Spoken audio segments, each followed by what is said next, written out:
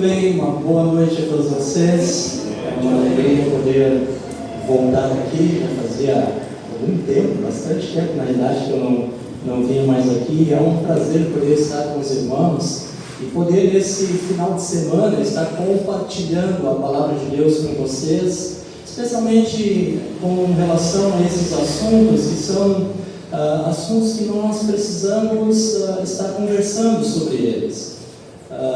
Agradeço muito ao pastor Silvano pelo convite, pela confiança de poder estar cedendo culto para que eu possa estar compartilhando a palavra de Deus. Deus tem sido um Deus bondoso, já tem caminhado com os irmãos aqui há 48 anos, como diz as Escrituras, até que nos ajudou o Senhor. Eu tenho a certeza, tenho a convicção que o Senhor continuará com essa obra aí que Ele iniciou aqui entre os irmãos. Que Deus de fato possa ser louvado, possa ser engrandecido com tudo aquilo que nós vamos estar conversando aqui neste final de semana. Eu quero compartilhar então hoje à noite com os irmãos sobre a questão da síndrome do pânico. Amanhã pela manhã nós vamos abordar a ansiedade e amanhã à noite vamos falar sobre a questão da depressão. São três assuntos bem difíceis de lidar. Nós temos inúmeras pessoas que sofrem com esses transtornos, muitas pessoas que não conseguem levar a sua vida devido a esses problemas que têm enfrentado. Infelizmente, muitos cristãos também têm enfrentado esses transtornos mentais. Não são poucos os cristãos que nós vemos com sérias crises de pânico, cristãos que muitas vezes têm um pânico lá no meio de uma multidão, têm um pânico ao andar de avião, têm um pânico a ir a um determinado lugar, ficam em pânico, e não são poucas as pessoas que lidam com isso. Infelizmente, há muita tristeza que ronda a vida das pessoas por causa da questão da síndrome de pânico. Existe uma terminologia médica que eu gostaria de mostrar para vocês e também uma terminologia bíblica. Por exemplo, algumas doenças da alma, e essas doenças que nós vamos abordar aqui nesse final de semana, você não vai encontrar a palavra ou esse tipo de transtorno mental, essa palavra, na palavra de Deus, na Bíblia. Nós não vamos encontrar. Por exemplo, você não vai encontrar síndrome do pânico na Bíblia. Você vai procurar desde Gênesis e Apocalipse, você não vai encontrar síndrome do pânico. Mas nós vamos encontrar outra palavra que vai falar sobre essa questão da síndrome de pânico.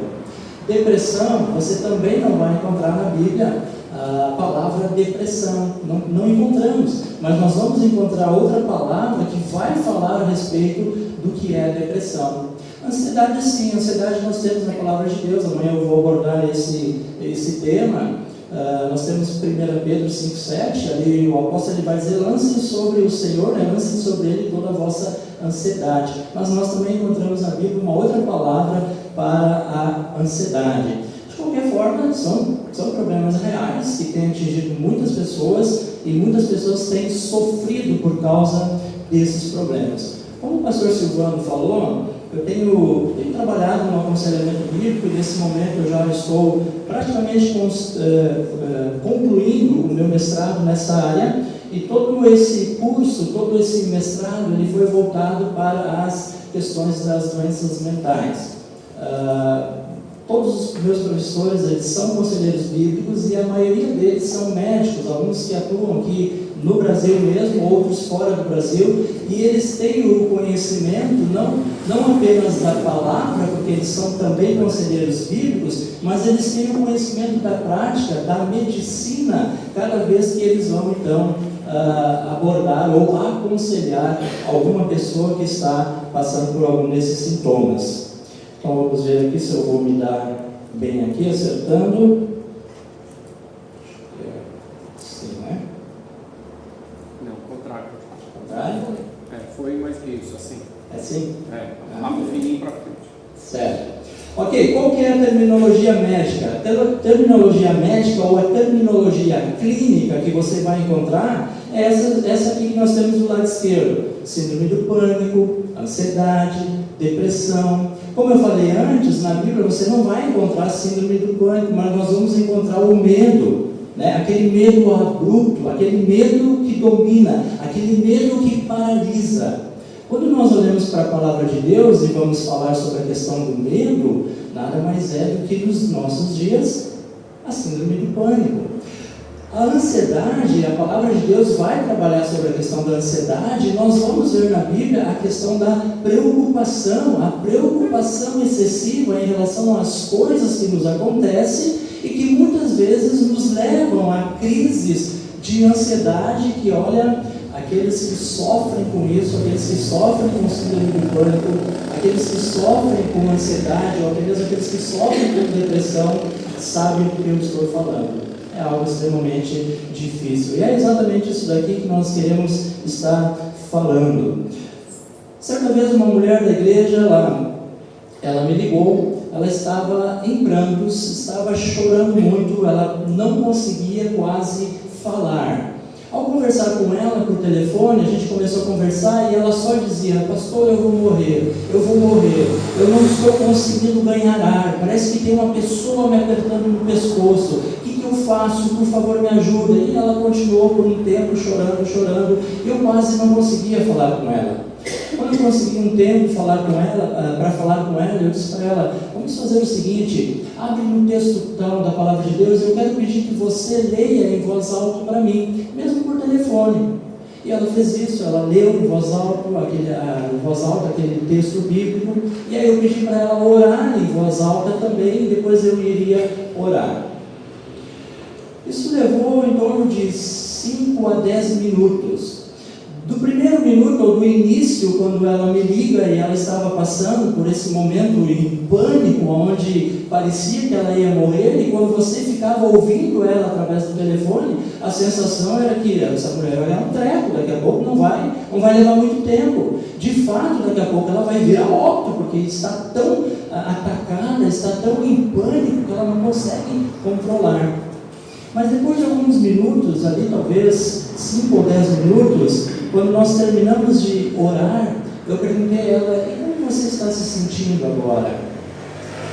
É impressionante, mas era como se tivesse tirado com a mão. Simplesmente ela estava com uma voz mansa, ela estava tranquila, ela estava agradecendo: muito obrigado porque você orou por mim. A pergunta é: como lidar com a síndrome do pânico? Porque síndrome do pânico é isso. Síndrome do pânico, a pessoa ela está muito bem, ela está nas suas atividades, ela está agindo normalmente e do nada tem um gatilho que leva à síndrome do pânico. E a síndrome do pânico, ela tem um período onde ela começa a aumentar a intensidade, segundo a medicina, em torno de 20 a 30 minutos ela atinge o pico. E quando ela atinge o pico, ela começa a regredir, a pessoa começa a voltar ao normal e ela está absolutamente calma novamente.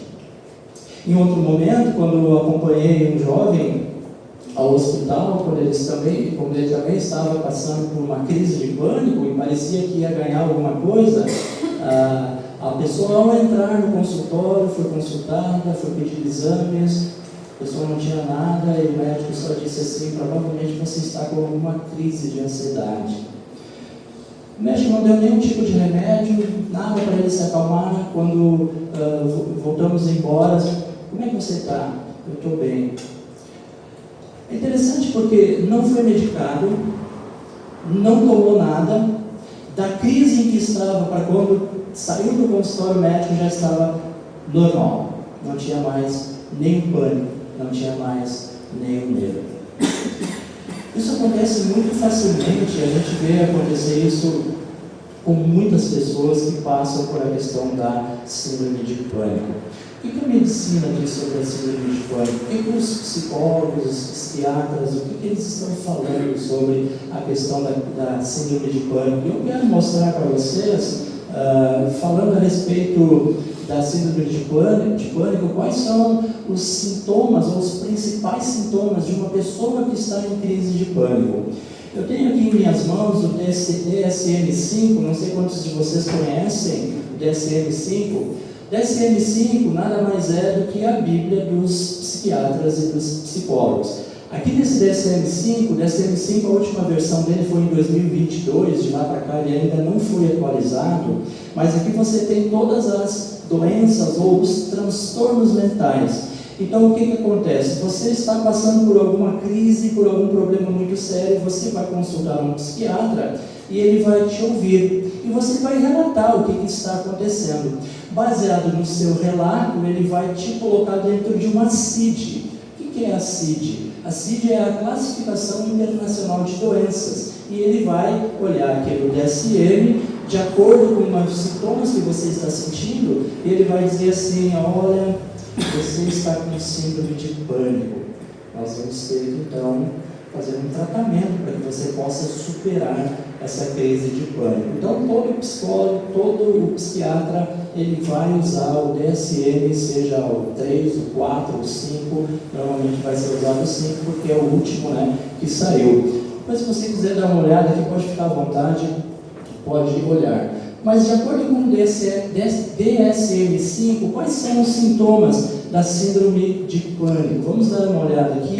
Eu gostaria que você estivesse prestando atenção nessa questão da síndrome de pânico. Opa, acho que agora eu voltei aqui. Alguns dos sintomas, então, da síndrome de pânico.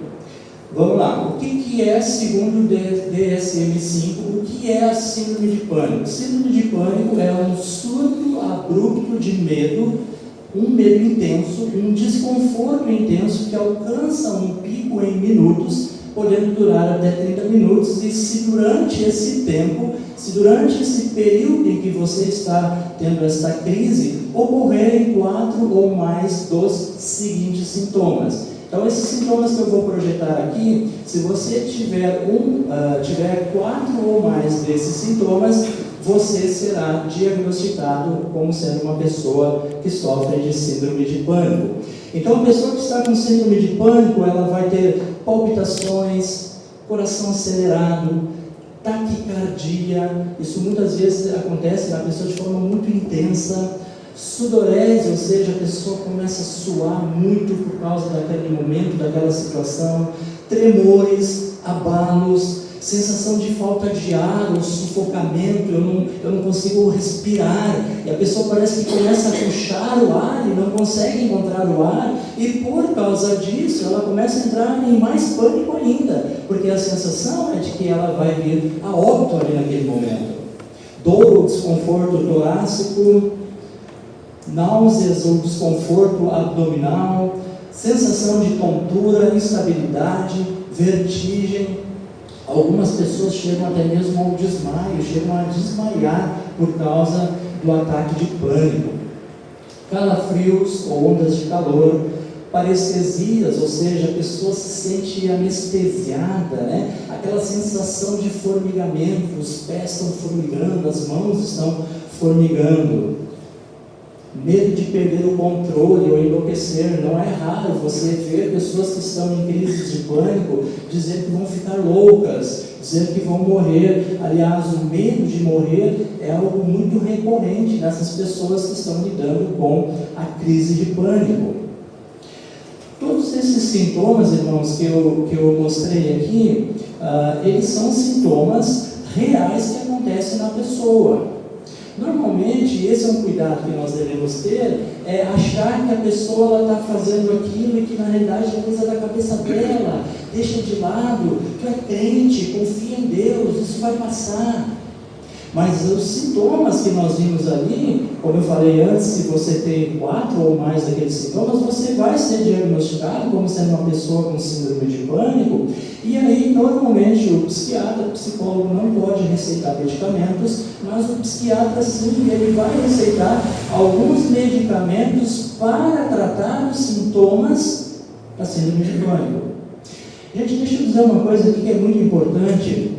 Não existe remédio para curar síndrome de pânico, ok? Não existe remédio para curar ansiedade.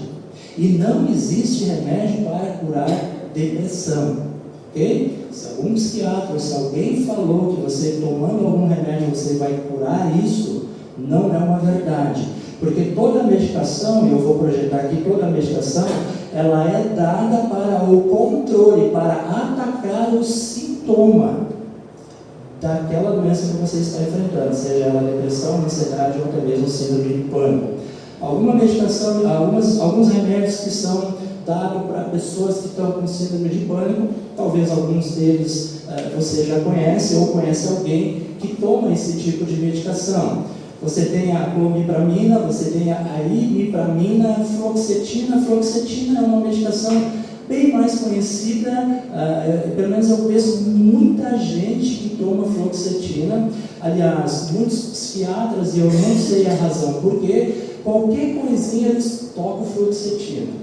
A pessoa está um pouquinho nervosa, mete uma fluoxetina. A pessoa está passando por determinado problema lá, ela está muito triste porque o cachorro morreu, toca fluoxetina. É impressionante o que tem pessoas tomando fluoxetina. Você tem a paroxetina, você tem o alprazolam, você tem o citalopram, clonazepam, escitalopram. Essa medicação ela é dada dentro de um pouco menor a quantidade, e muitas vezes eles vão aumentando. Você vai lá e ganha 10 mg, daqui a pouco o teu corpo ele começa a acostumar com aquela medicação, e aí quase não está mais fazendo efeito, e aí você volta lá no psiquiatra e ele diz: nós vamos ter que aumentar a dose. Agora, essa semana mesmo, falando com uma pessoa, ela disse: eu estava tomando escitalopram 10 mg, talvez se você não conheça por esse nome escitalopram, mas tem, por exemplo, o Êxodos, que é um dos remédios mais usados para a questão da ansiedade e da síndrome do pânico, o Êxodo. O Êxodo ele é, na sua fórmula, o escitalopram. Então eles vão lá e dão, aumenta para 15 mg, aumenta para 20 mg, e as pessoas já começam a acostumar com isso. E tem também a sertralina. Esses são alguns medicamentos que é dado para controlar a síndrome do pânico. O que são esses remédios aqui, irmãos? Esses remédios eles são os ISRSS, essa sigla. O que é isso? Eles são os inibidores seletivos de recaptação de serotonina. E também tem alguns aqui que são IRSNS, que são os inibidores de recaptação de serotonina, noradrenalina. Essa é a medicação. Esses remédios eles são os preferidos, porque segundo a medicina, ou segundo os médicos, eles dizem que os efeitos eles são menos, os efeitos colaterais são menores ao você tomar essa medicação aqui. Todo remédio tem um efeito colateral. Todo remédio que você tomar ele vai ter um efeito colateral.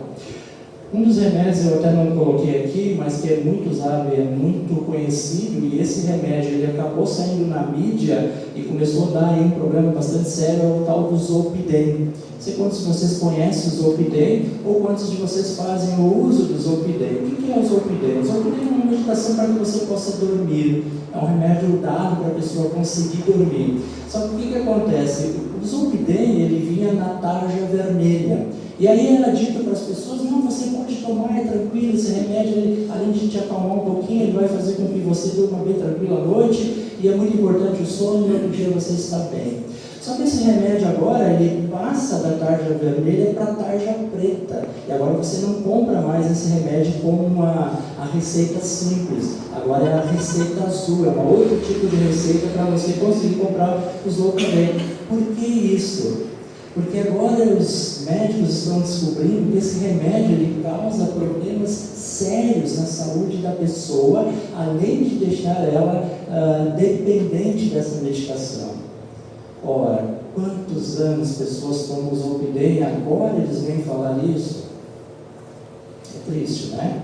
Muitas vezes as pessoas são colocadas ali como experimentos, né, dos médicos para aquilo que eles estão colocando ali. Isso é do ponto de vista médico. Talvez alguém vai dizer assim: tá, mas você é contra psicólogos, psiquiatra, contra remédios? A minha resposta é não. Eu não sou contra psiquiatra, não sou contra psicólogo, não sou contra a medicação, e eu entendo que há momentos em que sim será necessário fazer uso de alguns desses remédios. Como conselheiro bíblico, ao aconselhar uma pessoa que passa por algum transtorno mental, uma das primeiras coisas que nós conselheiros fazemos é pedir para que a pessoa faça um exame físico, médico, para descartar qualquer problema físico na pessoa.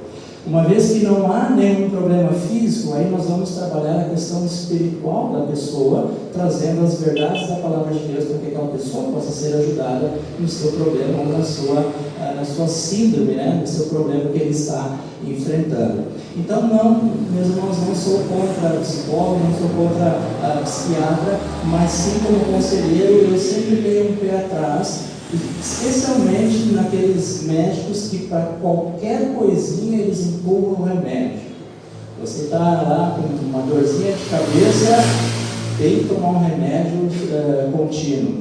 Nesse sentido eu não concordo, porque toda a medicação, em algum momento, ela vai te deixar dependente e ela vai te trazer efeitos colaterais lá na frente bastante sérios na tua saúde. Um dos meus professores, ele é um americano, ele é um estudioso da área do sono.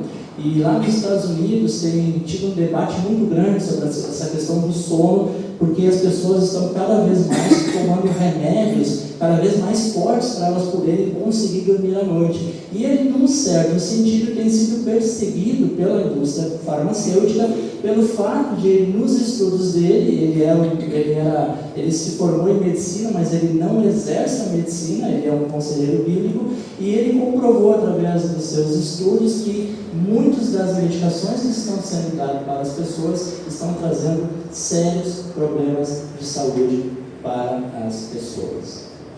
Amanhã à noite eu quero compartilhar sobre uma senhora que há 30 anos ela vem lutando com depressão. Ela tomava uma série de remédios durante 30 anos.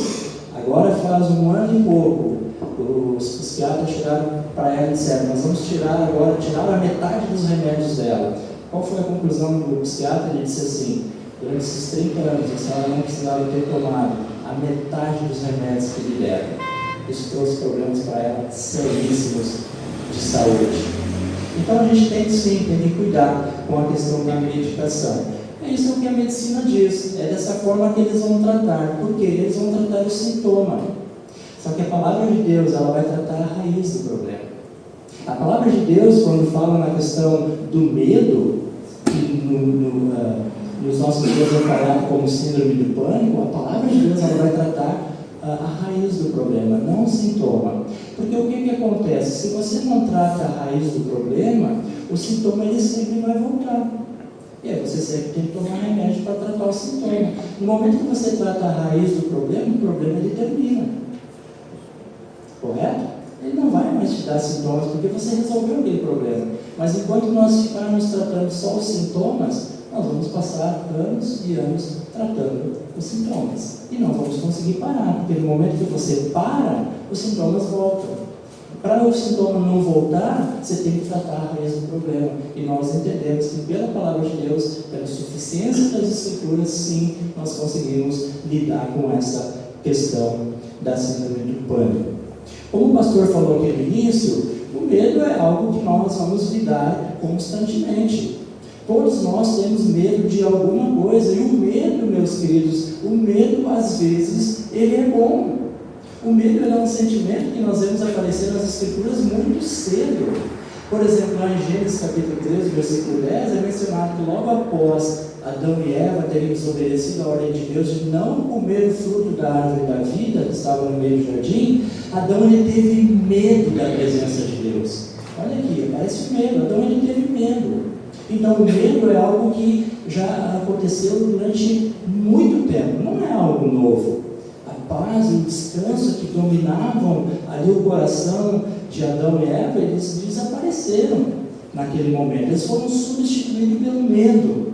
O medo então ele passa, ou ele passou a fazer parte da experiência humana, e dentro de uma ameaça pode chegar a ponto de dominar a pessoa e levar ela ao desespero, que é o que nós chamamos hoje de síndrome de pânico. E quando nós olhamos também para as Escrituras, nós vamos ver que muitos homens de Deus que foram usados grandemente, eles também enfrentaram esse tipo de medo, esse sentimento, que é o medo. Muitos homens de Deus enfrentaram isso. Esses homens eles tiveram que lidar com as pressões e também com essas inquietações que o medo produz. Por exemplo, não precisamos abrir, mas no Salmo 34, versículo 4, o rei Davi ele diz assim: busquei o Senhor e Ele me acolheu, livrou-me de todos os meus temores. Em nenhum momento Davi ele escondeu que ele estava vulnerável ao medo.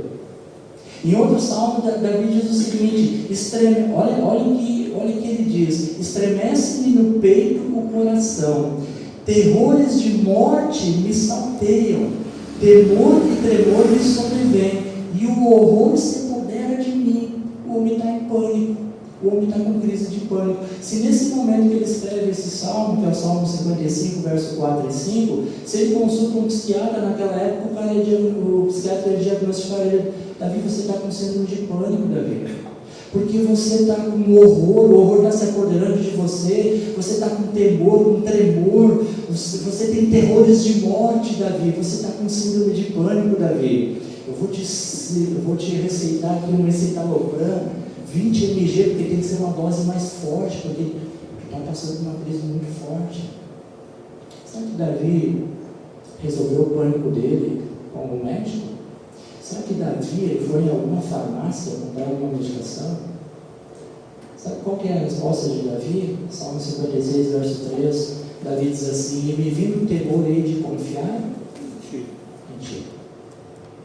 Davi não recorreu à medicina para lidar com a sua síndrome de pânico. Davi ele recorreu a quem? Ao Senhor. Em me vindo o temor hei de confiar em ti, hei de confiar no Senhor. É ali que ele colocou a sua confiança, é ali que ele colocou a sua fé.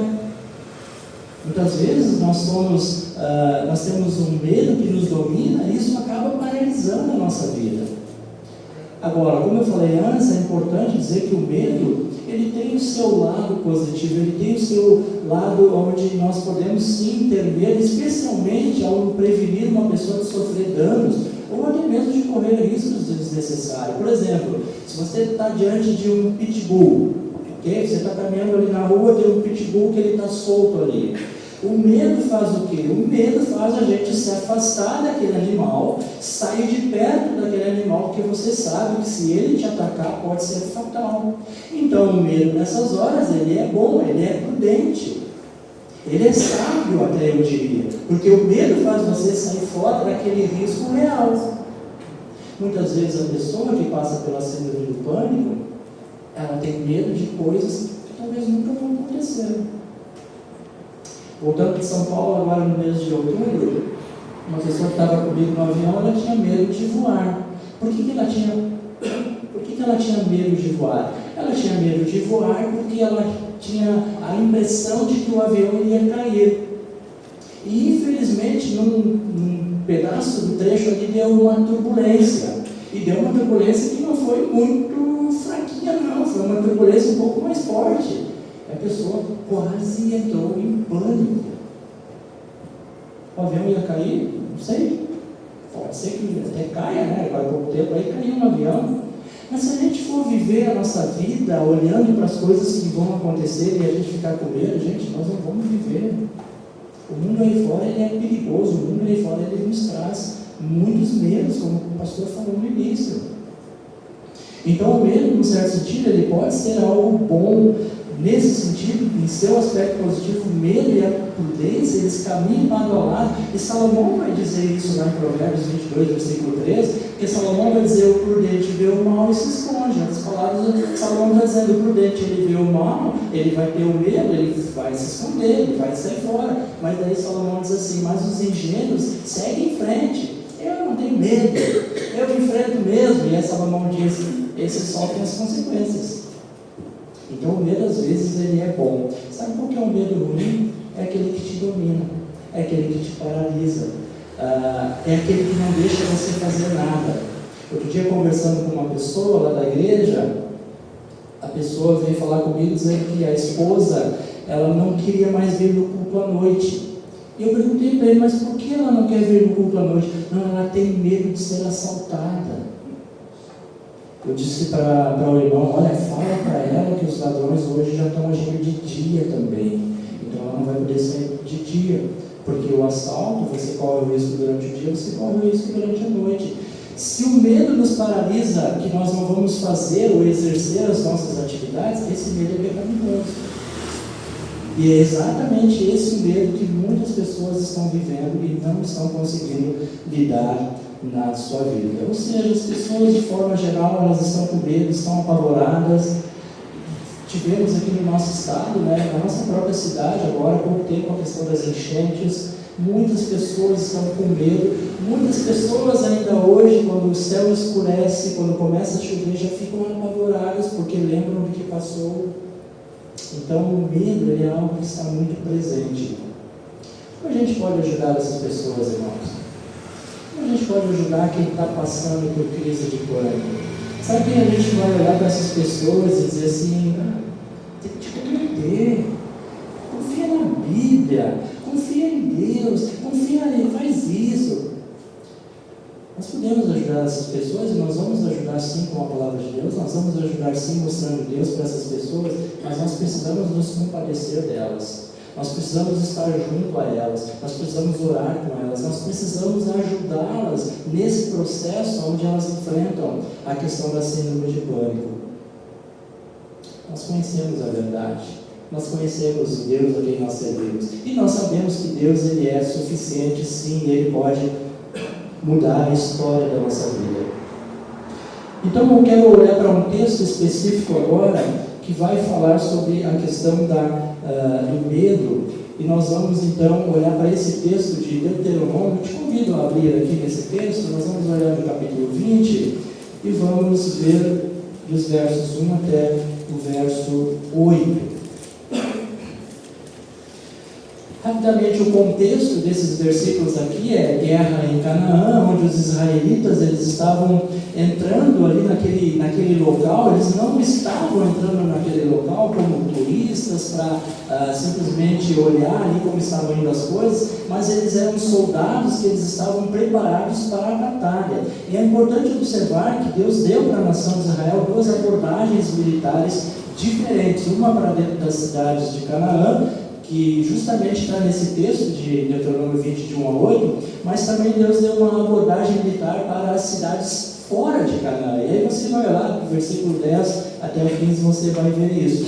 Então, depois que Israel ele tivesse conquistado Canaã e se assentado na terra da sua herança, era muito possível que eles precisassem atacar outras pessoas, outros inimigos. Eles precisariam combater muitas vezes o inimigo. Mas Deus era com eles, e nesse sentido eles não precisavam temer, porque eles sabiam que Deus era com eles. Esse texto de Deuteronômio, capítulo 20, versos de 1 a 8, ele faz parte de algumas instruções para Israel em relação à guerra. Moisés ele apresenta aqui uma visão bastante detalhada das leis e também orientações que os israelitas eles deveriam seguir ao entrar numa batalha. Se nós formos ver, e esses versículos nós vamos olhar de perto eles, a ênfase desses versículos aqui é o medo. A ênfase desses versículos aqui é o pânico. Se quiséssemos usar uma terminologia médica ou clínica, nós iríamos dizer que a ênfase de Deuteronômio capítulo 20, versos de 1 a 8, é a síndrome do pânico. Nós vamos fazer a leitura do texto já. Graças a Deus nós não estamos em guerra, nós não somos uma nação pronta para entrar em uma guerra, mas nós somos o povo de Deus. E como povo de Deus, nós temos muitos inimigos, sim, que querem guerrear contra nós, querem nos derrotar. Um aspecto notável aqui desse capítulo 20 de Deuteronômio é o conceito do medo, como o autor aqui trabalha. Ele nos ensina que mesmo em situações de perigo iminente, é essencial manter a fé e confiança em Deus, porque Ele está sempre perto.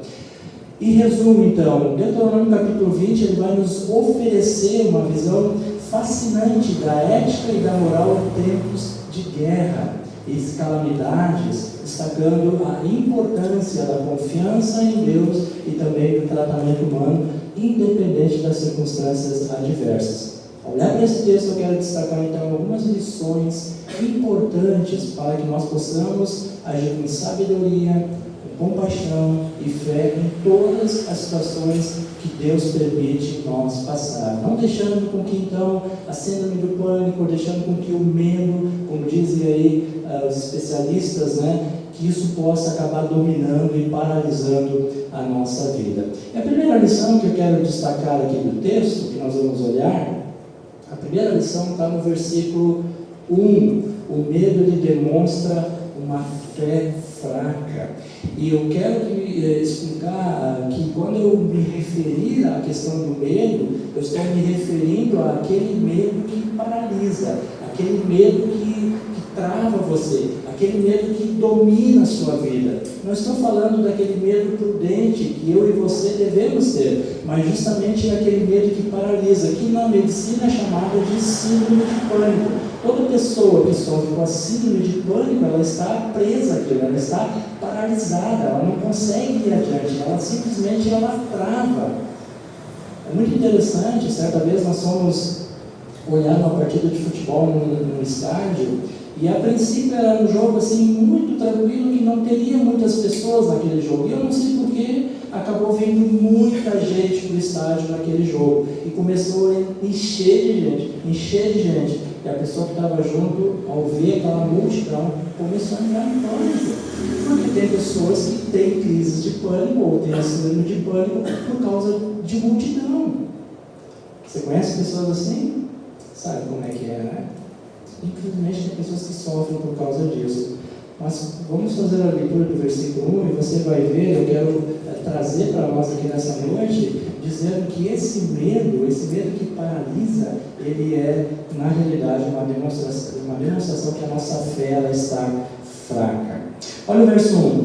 Quando vocês saírem para fazer guerra aos seus inimigos, e virem cavalos, carros de guerra, e um povo maior em seu número do que vocês, olha aqui o que está dizendo: não tenham medo deles, pois o Senhor seu Deus, que os tirou da terra do Egito, está com vocês.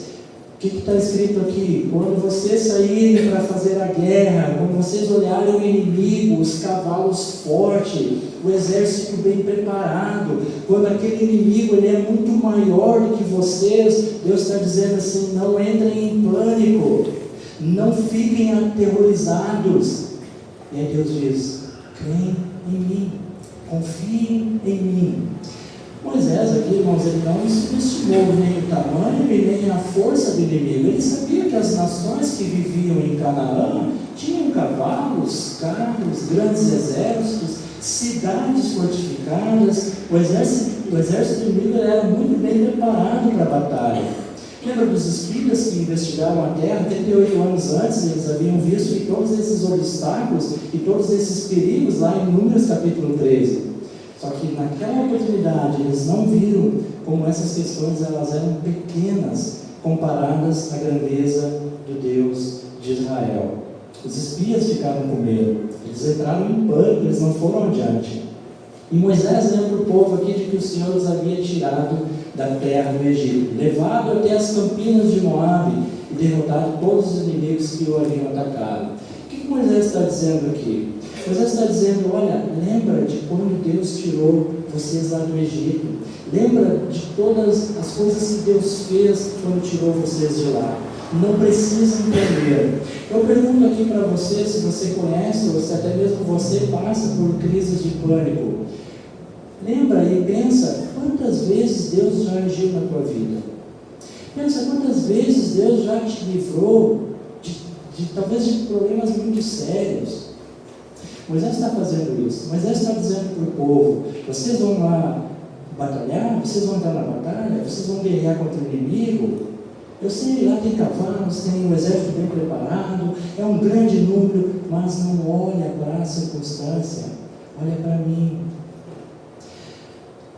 Se você se deparar com uma pessoa em crise de pânico, deixa eu te dar aqui uma orientação que você pode usar. Isso é algo que realmente é muito importante.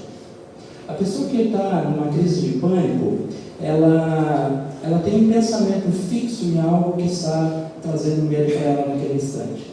Pode ser qualquer coisa, das mais variadas aí você pode imaginar que a pessoa entrou em pânico porque ela estava pensando ali.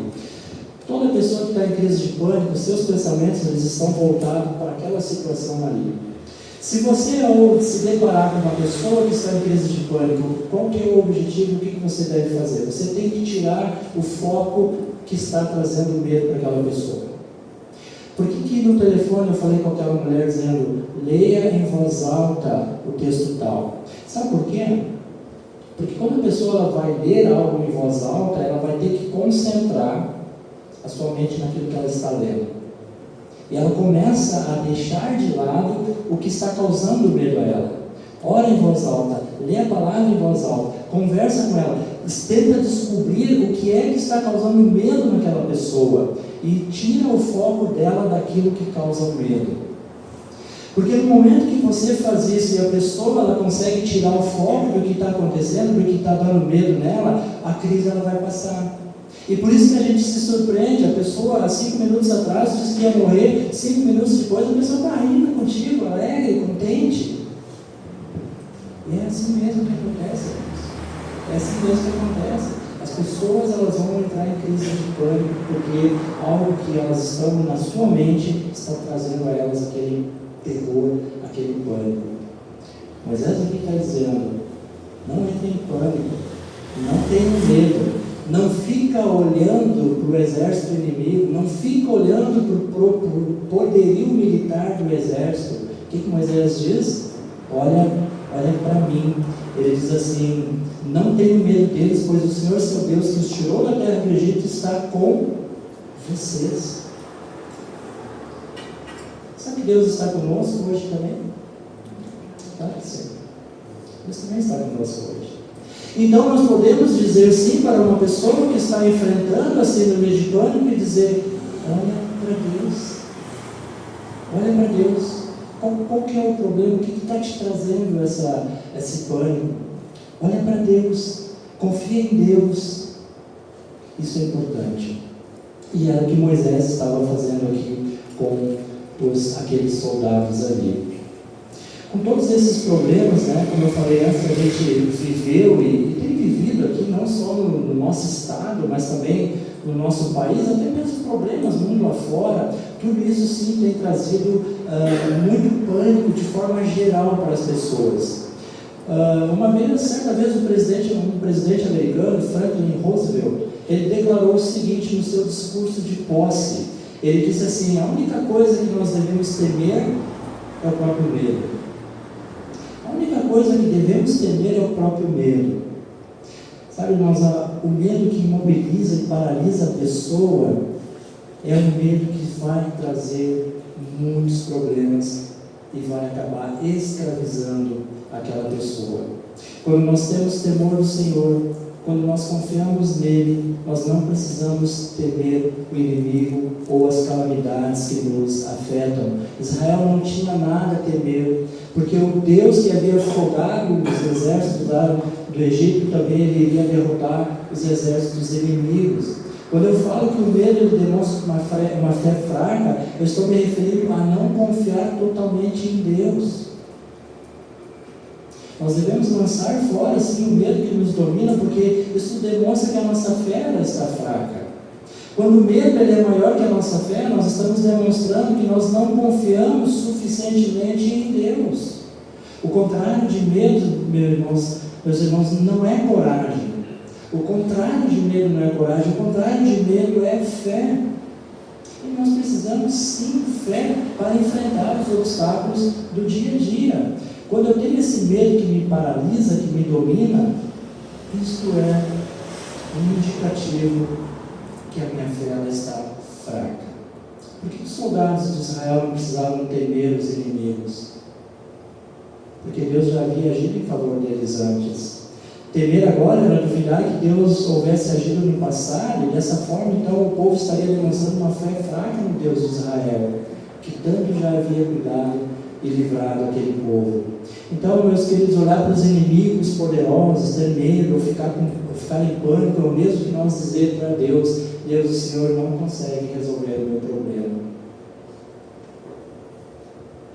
E eu fico pensando, Nós professamos a Cristo como nosso Senhor e Salvador.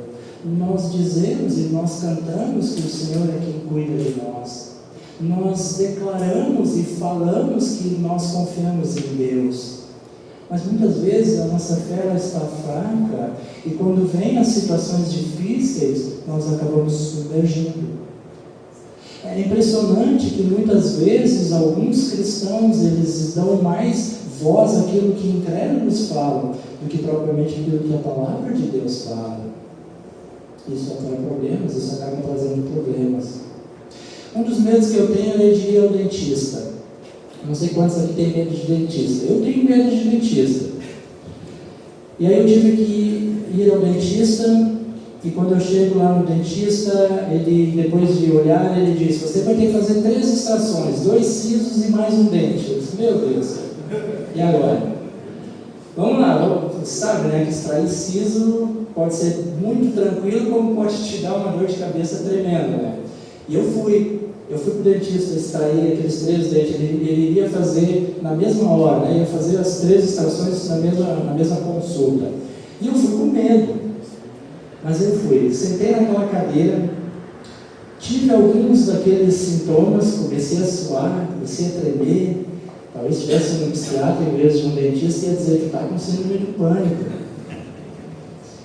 E quando ele começa então a fazer o trabalho ali, e eu muito tenso naquela cadeira, não deu, olha, sinceramente, não deu 7 minutos. E eu pergunto para ele: vai demorar? Ele disse: está pronto. Que? O dentista ele era tão hábil, era um profissional muito bom, e em 7 minutos, 5, 7 minutos, ele fez as extrações. Eu fiquei aliviado. Agora pensa comigo. Eu precisava fazer isso. Eu precisava fazer a extração desses dentes. Se o medo me dominasse, se o medo me paralisasse, se eu entrasse em pânico, eu iria fugir disso, eu não iria enfrentar, eu não iria fazer. Lá na frente isso poderia me trazer um problema. Você sabe que tem pessoas que não fazem determinadas cirurgias porque tem medo?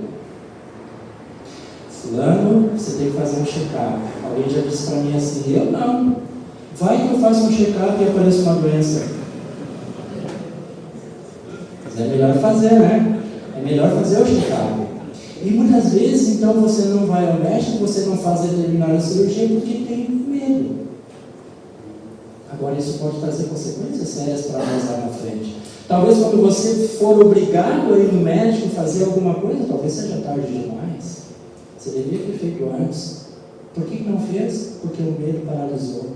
Porque o medo te travou. Porque você entrou em pânico e você não conseguiu resolver aquele problema. Percebe como o medo ele é algo que traz uma série de problemas para a nossa vida? A gente precisa enfrentar isso. Nós devemos lançar fora esse medo que domina, que paralisa. Diante de Deus que nós cremos, não é necessário entrar em pânico. De novo, nós vamos ter medo, sim. Eu tive medo de ir no dentista, eu tive. Mas o medo não me dominou. Você tem medo de ser assaltado? Podemos ter o medo, sim. Mas nós não podemos viver a nossa vida escravizada ao medo. Eu vou deixar de vir no culto à noite porque eu tenho medo de ser assaltado. Eu não vou fazer isso porque eu tenho medo. E aí isso vai demonstrar o quê? Nossa fé está fraca. Eu creio nesse Deus que cuida, ou eu tenho medo de qualquer coisa que acontece no meu dia a dia? Então essa é uma primeira lição que eu queria trazer para nós hoje, e é o que Moisés está dizendo aqui para aqueles soldados ali. Não olha lá para o exército inimigo, mesmo que eles são em número maior, eles têm cavalos, eles têm carros, eles estão preparados. Moisés diz: não olha para eles, olha para Deus, confia em Deus. Assim como Ele livrou vocês lá do Egito, Ele vai livrar vocês agora também. Eu quero te dizer, seja qual for o medo que você enfrenta, não olha para o medo, olha para Cristo, olha para Jesus. Ele vai te capacitar sim a você poder enfrentar os medos que você tem em sua vida. Essa aqui é uma primeira lição, tá? É uma lição bem importante que nós podemos olhar aqui para o texto. E o medo, esse medo que paralisa, esse medo que escraviza, ele vai demonstrar, ele na realidade vai revelar que a nossa fé no Senhor ela está fraca. Quero trazer aqui uma segunda lição que nós vemos no texto. E a segunda lição diz que o medo para o cristão é injustificável. O medo para o cristão é injustificável. Olha o verso 2 e o verso 3. Nós lemos o seguinte, versículo 2: quando estiverem se preparando para a batalha, o sacerdote se adiantará e falará ao povo. Percebe que não é o general, não é lá o comandante da tropa, não é. Quem é que vai falar? É o sacerdote. Se adiantará e falará ao povo, dizendo: escute, povo de Israel, hoje vocês estão se preparando para lutar contra os seus inimigos. Que o coração de vocês não desfaleça. Não tenham medo, não tremam, nem fiquem apavorados diante deles, porque o Senhor Deus de vocês é quem os acompanha e vai lutar por vocês contra os seus inimigos, para que vocês sejam salvos. O texto bíblico está dizendo aqui então que não, para aqueles soldados não terem medo, não tremerem, não ficarem apavorados, não entrem em pânico quando vocês enfrentarem os inimigos. E é interessante aqui notar que é um sacerdote que encoraja o exército em vez a lutar essas guerras, a lutar a guerra ali em Canaã, porque essas guerras eram guerras santas. Essas guerras, elas consistiam no julgamento de Deus sobre as nações que se rebelaram contra Ele, pecando de forma deliberada e não obedecendo aos mandamentos do Senhor. O Senhor já havia dado a essas nações esse tempo suficiente para elas se arrependerem e voltar para Ele, mas elas constantemente recusavam. O livramento miraculoso de Israel do Egito e também a travessia lá no Rio Jordão eram as provas mais do que suficientes de que Deus Todo-Poderoso estava com eles, de que o juízo não tardaria a chegar. O medo para o cristão ele é injustificável, irmãos. Porque todo cristão, ao enfrentar os inimigos da fé, como por exemplo o medo, precisa ter convicção de que Deus está junto com ele naquele momento de temor, de pavor. Precisa ouvir o Senhor Jesus dizer: não temas. Não temas. Foi essa a mensagem que o Senhor deu a Abraão depois de ajudá-lo a derrotar lá os reis, em Gênesis capítulo 15, verso 1. Também foi essa a mensagem a Jacó, quando ele deixou o seu lar a fim de ir para o Egito, lá em Gênesis 46, verso 3. Moisés deu essa mensagem de não temas aos hebreus quando eles estavam diante do Mar Vermelho, Êxodo 14, verso 13. O profeta Isaías repetiu várias vezes a fim de animar o remanescente judeu. Nós encontramos também essas palavras 7 vezes no Evangelho de Lucas. Meus irmãos, diante dessas palavras, não temas. Não é necessário ter medo. Não é necessário entrar em pânico. Não é necessário você deixar com que o medo te domine. Quando nós andamos pela fé, quando nós mantemos os nossos olhos fixos em Deus, confiando nele, Deus sim, Ele vai nos dar a paz que nós precisamos. Ele vai aumentar a nossa fé para que nós possamos enfrentar os nossos medos, para que nós possamos enfrentar os nossos inimigos. Eu sei, você sabe também que quando nós estamos passando por momentos de medo, de tensão, a nossa tendência é ceder. Nós muitas vezes ficamos paralisados, muitas vezes nós não conseguimos ir à frente, porque o medo ele acaba nos paralisando. Mas a palavra deixa muito claro que nós devemos lançar fora o medo, porque para o cristão o medo ele é injustificável. Por que ele é injustificável? Porque nós temos um Deus que cuida de nós, porque nós temos um Deus que caminha conosco, nós temos um Deus que ele está ao nosso dispor, que nos encaminha, que nos ajuda. É nesse Deus que nós temos que colocar a nossa esperança, é nesse Deus que nós colocamos a nossa fé. Não faz sentido alguém que crê em Cristo, alguém que professa a sua fé em Jesus, ter aquele medo exagerado, aquele medo que domina, entrar em crises de pânico, a ponto de ter a sua vida dominada pelo medo. Olha o que diz o versículo 4 ali no texto. Versículo 4 nós lemos o seguinte: porque o Senhor, o Deus de vocês, é quem os acompanha e vai lutar por vocês contra os seus inimigos para que vocês sejam salvos. Olha os motivos aqui que o cristão ele tem para não ficar com medo. Só aqui no verso 4. O texto diz que Deus ele nos acompanha. Será que Deus nos acompanha nos dias de hoje ainda? Acompanha. O texto diz que Deus luta por nós. Será que Deus luta por nós nos dias de hoje? O texto diz que Deus ele vai nos salvar. Aqui a ideia é que Deus vai nos guardar. Com esse Deus que nós temos, irmãos, o medo ele é injustificável. Agora deixa eu dizer uma coisa que é bem importante. Talvez alguém possa pensar assim: ok, então eu vou aumentar minha fé no Senhor, eu vou começar a ler mais a Bíblia, eu vou começar a orar mais, e aí eu vou poder deixar de tomar os remédios que foram indicados, e aí tudo vai ficar bem? A resposta é não. Se você está em algum tratamento psiquiátrico, seja com qualquer daquelas medicações que aqui foram apresentadas, ou outras, porque nós temos outras, o meu conselho para ti é: não pare de tomar o remédio. Porque na medicina existe o efeito rebote. Se você para de tomar algum desses remédios, sejam ansiolíticos, depressivos, você vai ter o efeito rebote. O que é um efeito rebote? A pessoa, esse tipo de medicação, dependendo do organismo da pessoa, ela pode levar de 5 a 15 dias para começar a fazer o efeito. Depois que o remédio ele faz o efeito, ele vai te ajudar naquilo para qual ele foi dado para você. Se você para de forma abrupta essa medicação, você pode ter uma crise, seja ela de pânico, ou de ansiedade, ou de depressão, muito pior do que quando você teve no início que foi diagnosticado e foi receitada a medicação. Qual é a forma de resolver isso? Você já ouviu falar em desmame? É exatamente isso. Você tem que fazer o desmame da medicação para poder parar com aquela medicação. Você tem que ter o acompanhamento médico para poder parar com essa medicação. Deixa eu dizer aqui para vocês: nenhum pastor pode dizer para alguém parar de tomar remédio. Ok? Nenhum pastor pode dizer para a pessoa: para de tomar isso aí, tua fé está fraca. Esse teu medo ele é injustificável. Por que não, irmãos? Porque nós não somos médicos.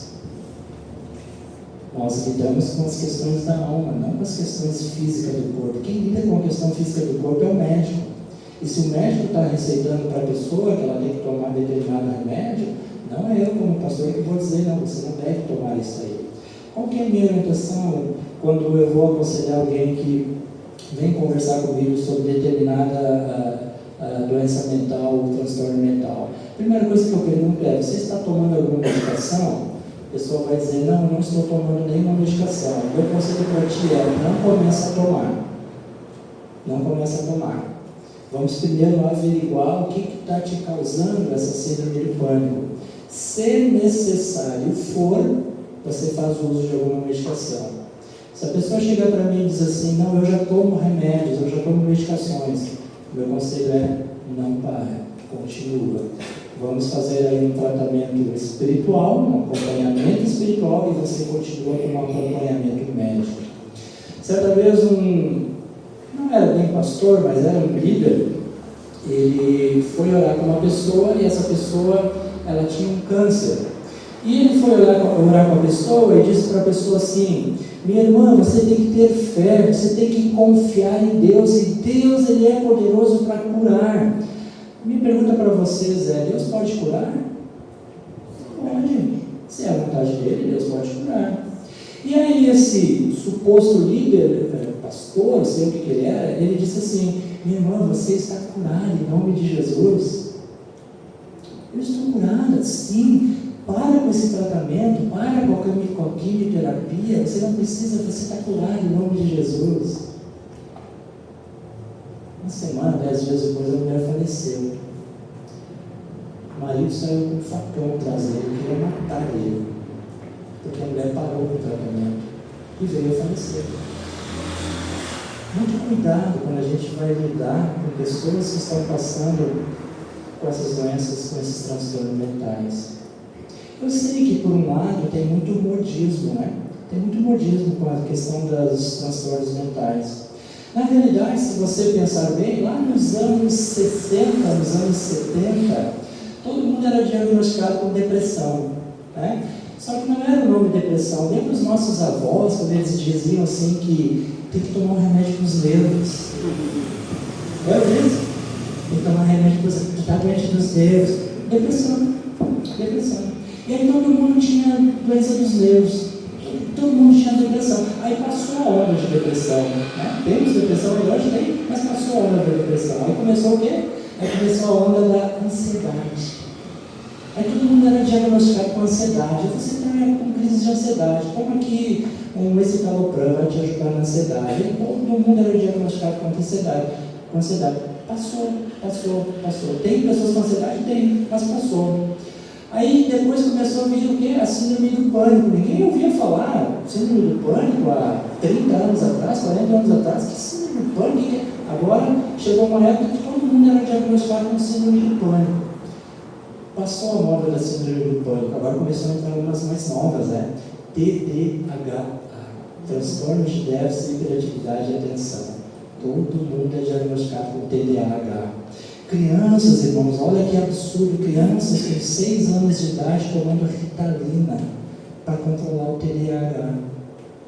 Vocês sabiam que do transtorno de déficit de atenção e hiperatividade, dos 18 sintomas que a medicina coloca para você de ser diagnosticado com TDAH, dos 18, 16 a Bíblia fala sobre isso. Só que o que acontece? A criança é da natureza dela ficar correndo, ficar brincando.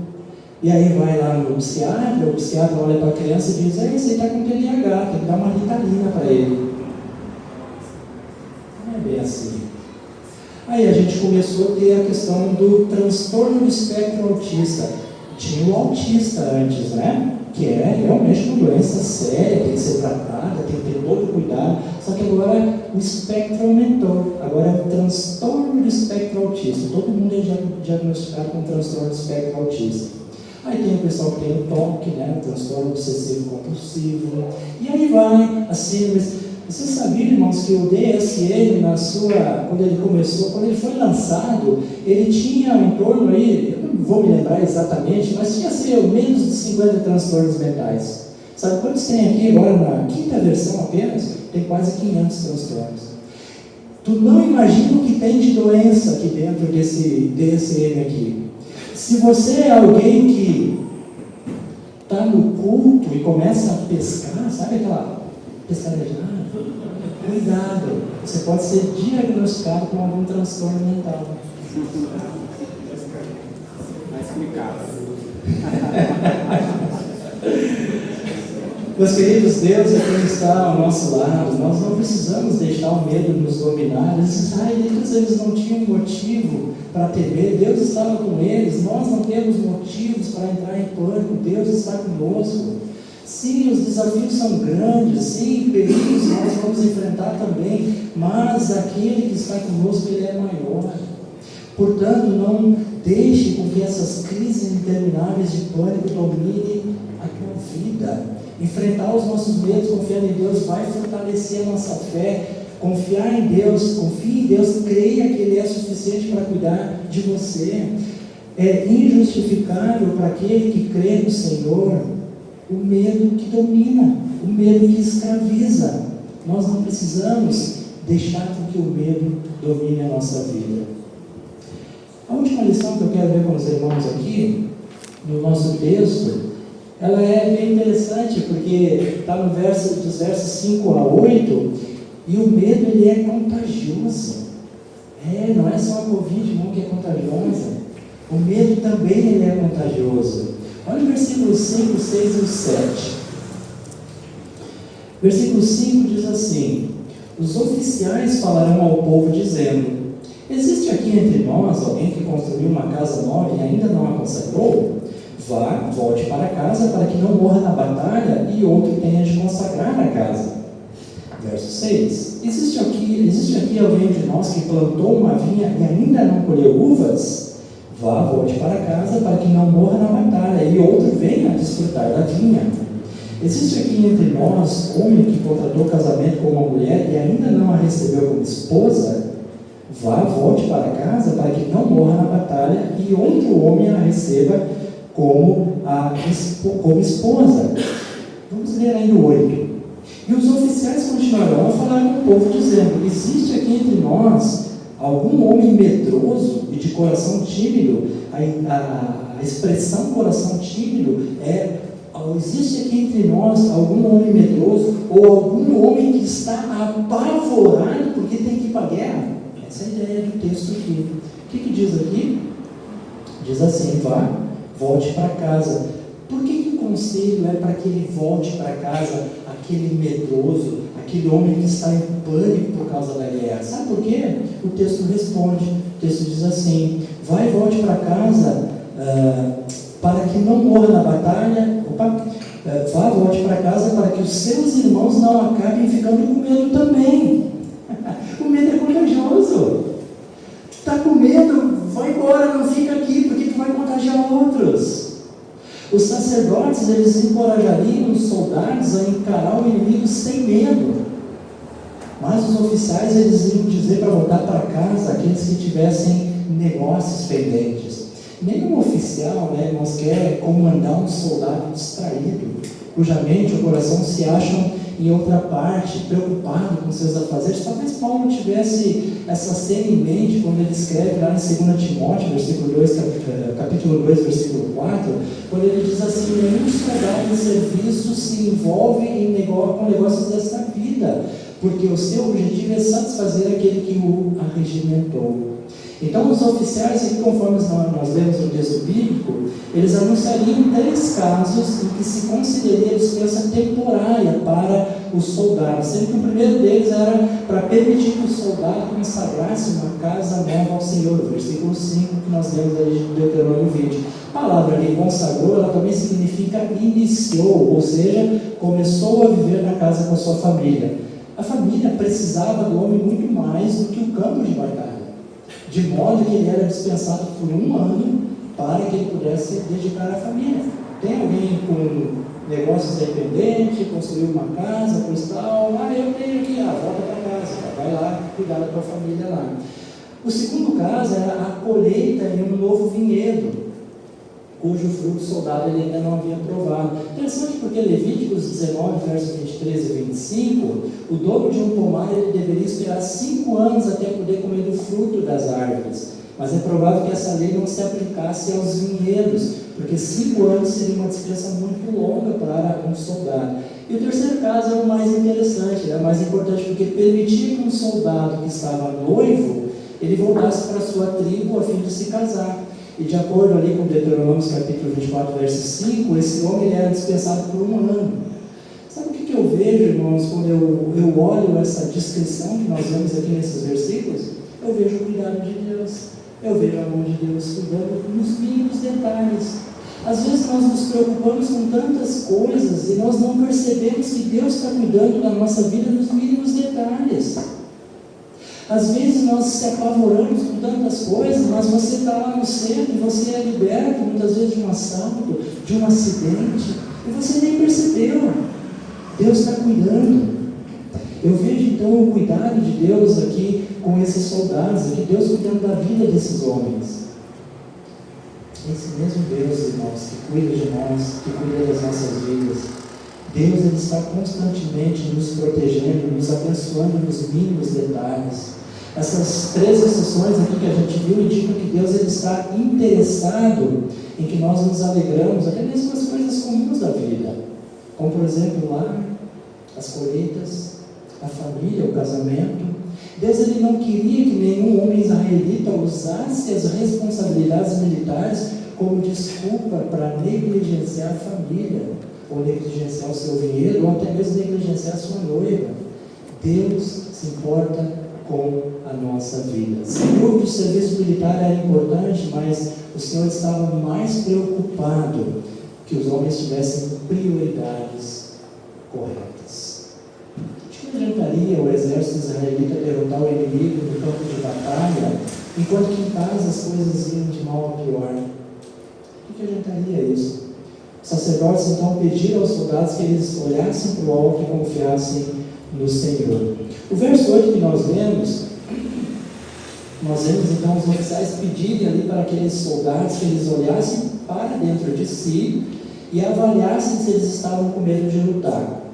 Por quê? Porque o medo e a fé, eles não podem coexistir no mesmo coração. Além disso, o medo, como nós lemos ali, ele é contagioso e ia tirar a coragem dos outros soldados. O medo e a incredulidade nós foram as causas de grandes derrotas para Israel lá em Cádiz. Lançar fora o medo é algo importante que nós devemos fazer. Os comandantes dos exércitos de Israel, eles preferiam ficar com menos soldado do que ter algum soldado medroso. Manda embora, olha aí, ó, quem tiver com medo aí, quem tiver apavorado para lutar, vai embora. Não fica aqui. Porque se você ficar aqui, você vai acabar contagiando outros soldados. Isso é ruim. Irmãos, nós temos que cuidar, porque muitas vezes o nosso medo ele acaba contagiando as pessoas. Sabe o que tem que contagiar as pessoas? É a nossa fé em Cristo. A nossa fé nesse Deus é que tem que contagiar as pessoas. Não o medo. Não o medo. Não é o medo que tem que contagiar as pessoas. Nós temos que contagiar as pessoas com a nossa fé. Quantas conquistas deixaram de ser efetuadas porque alguns desestimularam outros? Quantos foram contagiados por medos de outros? Que nós possamos então, irmãos, ao olhar para esse texto, que nós possamos realmente estar avaliando a nossa vida. Será que a minha fé está fraca? Será que esse momento que eu tenho enfrentado de pânico, tudo eu tenho medo, tudo para mim é perigoso, eu não consigo fazer mais nada porque o medo me domina? Será que, qual é o problema? Será que a minha fé está fraca? Será que de fato eu não tenho buscado ao Senhor? Uma das coisas que eu tenho observado no aconselhamento, irmãos, é que invariavelmente, não vou dizer que sempre, mas invariavelmente as pessoas que vêm pedir conselho nessas áreas dos transtornos mentais, normalmente são pessoas que não têm devocional, são pessoas que oram pouco, são pessoas que muitas vezes não congregam. Isso demonstra que a fé delas é uma fé fraca, porque elas não têm buscado no Senhor a ajuda para conseguir enfrentar aqueles medos. Como nós podemos ajudar, e isso eu quero encerrar, como nós podemos ajudar quem está lidando com a síndrome de pânico? Como nós podemos ajudar essas pessoas? Eu tenho certeza, eu acho que quase que a maioria de nós aqui conhece ou sabe de alguém que está lidando com síndrome de pânico. Talvez alguns até aqui entre nós estejam lidando com síndrome de pânico. Como a gente pode ajudar essas pessoas? De novo, não adianta a gente condenar a pessoa, não adianta a gente simplesmente falar que a pessoa não tem fé, não adianta a gente falar que a pessoa ela não está confiando em Deus. Nós precisamos ajudar elas, precisamos estar junto dessas pessoas. Eu quero trazer aqui algumas formas práticas para que a gente possa estar ajudando essas pessoas. Primeiramente, você pode ajudar essa pessoa a confiar em Deus. Ajude essa pessoa a confiar em Deus. Salmo 56, verso 3, Davi diz assim: quando eu ficar com medo, hei de confiar em Ti. Ajude a pessoa a confiar em Deus. Sabe por quê, irmãos? Porque a pessoa com medo, ela não consegue confiar em ninguém. Ela não confia nem mesmo em Deus. Ela não consegue olhar para Deus. Ela está paralisada por causa do pânico que ela enfrenta naquele momento. É preciso confiar em Deus. Você deve levar a pessoa a confiar em Deus. Eu estou falando aqui de convertidos, pessoas que são cristãs. Obviamente, quem não é convertido, você tem que evangelizar, você tem que apresentar o Evangelho, você tem que levar a pessoa a Cristo. Mas quando a pessoa é cristã e está enfrentando a síndrome de pânico, lembra ela do Deus a quem ela colocou a sua fé. Ajude ela a confiar em Deus. É isso que Davi fez. Em vir no medo e de confiar em Ti. Que nós possamos ajudar dessa forma as pessoas, para que elas possam confiar em Deus. A gente viu isso aqui nos primeiros capítulos, nos primeiros versículos do capítulo 20. Moisés, ele encoraja os soldados de Israel a não temerem. É isso que Moisés fez. Aqueles soldados estavam com medo, estavam apavorados. Moisés diz: olha, não olha para essa turma aí, não olha para esses cavalos, para esses soldados, não olhem para o poderio militar deles. Confie em Deus. Olhe para Deus. Moisés fez isso com aqueles soldados. E é isso que nós podemos fazer para ajudar pessoas que estão lidando com a síndrome de pânico. Ajude essa pessoa a ter compaixão pelos outros. Interessante o exemplo de Jesus em Mateus 14. Jesus ele teve compaixão da multidão. Diz o versículo que ao desembarcar, Jesus viu uma grande multidão, compadeceu-se dela e curou os seus enfermos. A pessoa com medo, ela só enxerga o seu problema. Ela não consegue erguer os olhos e ver que outros também enfrentam medos. Nós vemos que Deus ele cuidou dos soldados, inclusive isentando alguns de irem para a guerra. Deus ele demonstra compaixão em relação àqueles soldados que estavam com medo. Lembra dessa pessoa que está com medo de que tem outros que também estão com medo. Tem outros que também precisam de ajuda. A pessoa com medo, ela acaba como que entrando num casulo, ela acaba se fechando e ela acaba ficando só com o seu medo. Lembra aquela pessoa que ela também tem que ter compaixão por outros, porque assim como ela tem medo, outros também estão passando pelo medo. A melhor coisa que tem para a gente conseguir vencer o medo, irmãos, é enfrentar o medo e ajudar outros a enfrentar aquele medo. É o que nós devemos fazer.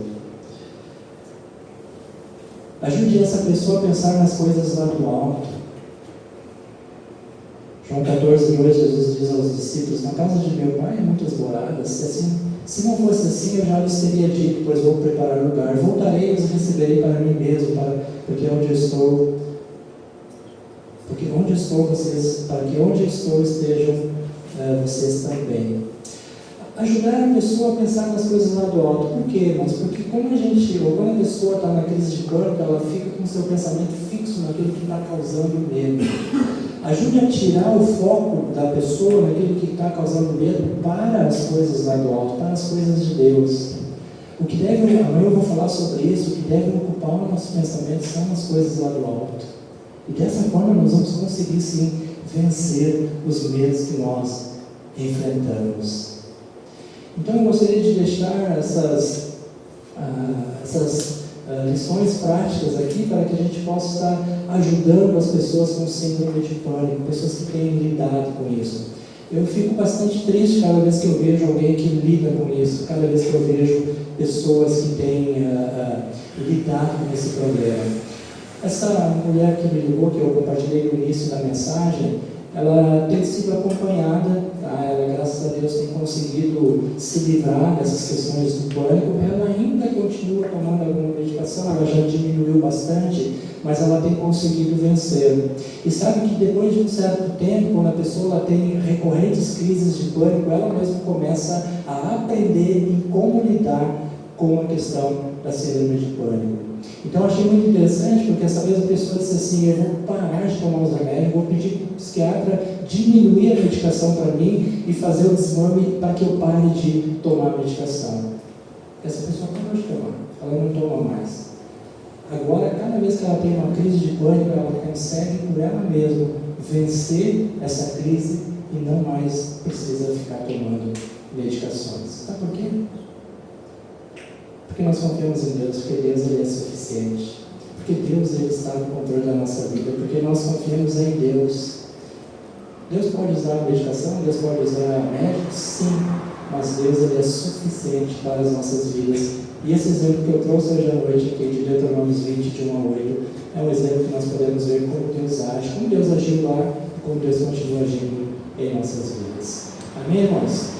Eu fico à disposição, se alguém aqui gostaria de conversar, teria alguma dúvida, gostaria de fazer alguma pergunta, eu fico à disposição para os irmãos aí. Pastor, muito obrigado, que Deus abençoe cada um de vocês.